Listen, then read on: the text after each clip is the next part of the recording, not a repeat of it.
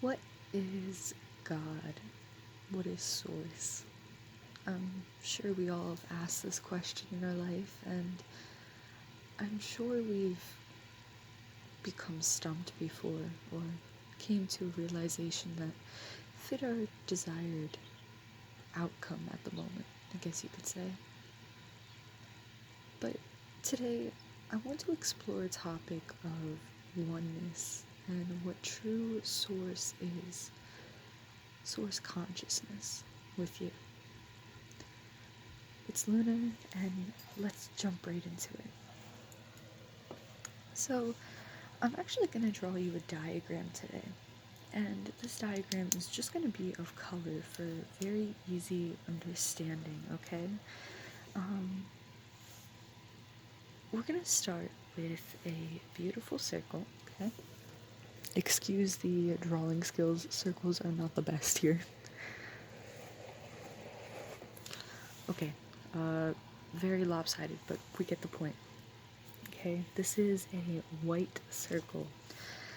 In white, we have the three primary colors, okay? So, let's start with blue, yellow. Yellow might be a little hard for you guys to see. Let's see if I can fix that. Yeah, maybe. So, yellow, and we also have red. Good little face. So, in this is true source consciousness, white, okay? Every color, every vibration, every bit of being in one zone, I guess you could call it. So, source does not actually operate through time or space. In the true form that it is, this is very throughout. It just on goes. It is able to connect in and be everything all at once. Now, in our dimension of time, that's not really understandable, but we can kind of go and try to understand it in the astral realm. When we lucid dream, it's much easier to switch from realms, from vibrations, much easier, and see the instantaneous effects because there's no mass, there's no physical things to change, but rather just the astral. So, with that being said, if you are oneness, you want to experience all that you are, right? So you're gonna hologram or break down yourself into tinier or more, less complex parts of yourself, right? So you're gonna try and break yourself down into comprehensible and experienceable parts of yourself. Okay, so this goes down into what we're gonna go as our last color as red. Okay, so with blue being our top color, okay, this is our closest to white in our primary colors, you could say. This will further be explained through the color theory in this video, but we'll get there. So next we have yellow, right? Yellow is out of blue. And then the red comes down last, okay? So through breaking this down, we see that we wanted to experience all of these separately before being able to experience this top one. We can also see very easily through this diagram that in consciousness perspective source, right, you are still these parts, but you are able to see all of these parts in this, almost like I tried to make it like a funnel, but it's in a downwards arrow because It's all part of yourself, but it's one part. But this makes up this, okay? So that's what we're gonna go into next. So if we make red, okay, when we're starting to talk about reintegration, what does that create when we start to experience yellow? Orange, right? What is orange's purpose? Orange is that mixed state before red can become yellow. Okay? So, let's see. To further really hone in on this topic, we have to first understand that there is a reason for us evolving or becoming different. Excuse me. This is a experience meant to help create further integration. Okay?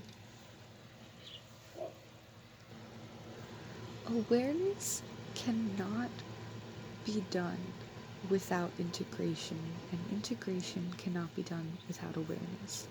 This is a situation that we've become very accustomed to, and we now know as the light and shadow side.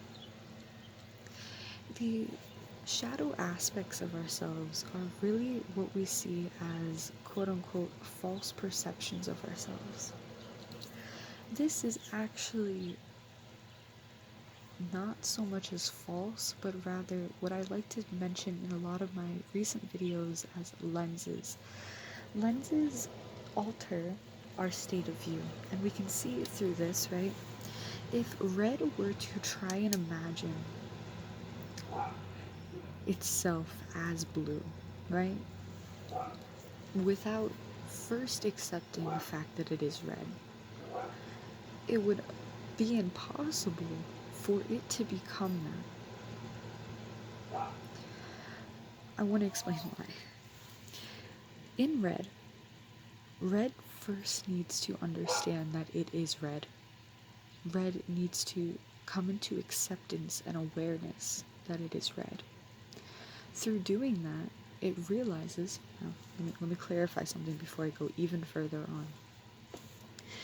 Since red is actually just source consciousness in a smaller form, experiencing something, right, a part of itself, red, it's experiencing red. Red has to realize it is red. It is experiencing red, and that is what it is. Through that, it loves itself. That is integration, through accepting itself.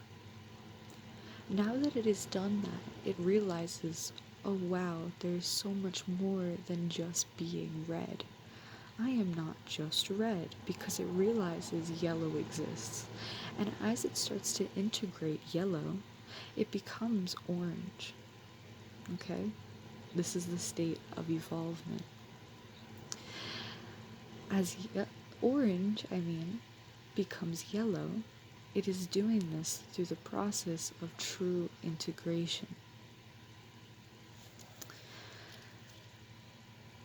Yellow could never have become without orange and red, okay? And orange could have never happened without red. So if red would have never been, or tried to deny itself of being, there would have been no evolvement, okay? So that gets into the state of why evolvement? What is the purpose of evolvement? Evolvement can be seen very complexly, but for this, I'm going to try and simplify it as easily as possible in the spiritual and vibrational terms of life.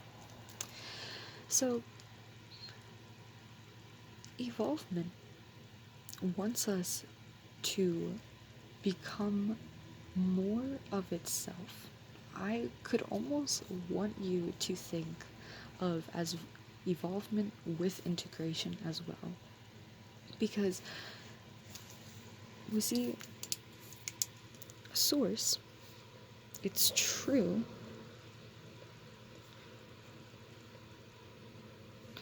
true desire is oneness.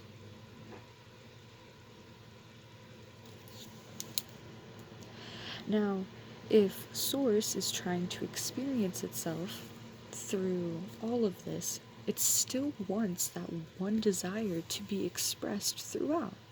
It does not change. So that's kind of where the idea of a lot of religions get the idea like follow Source or God's true purpose, not ours, because in our perspective, let's say the red perspective, it's never going to be able to understand the true perspective that it came here to be. Right? So, with that being said, desire is good. Desire is not a bad thing, but desire can get skewed just like our lens of perception.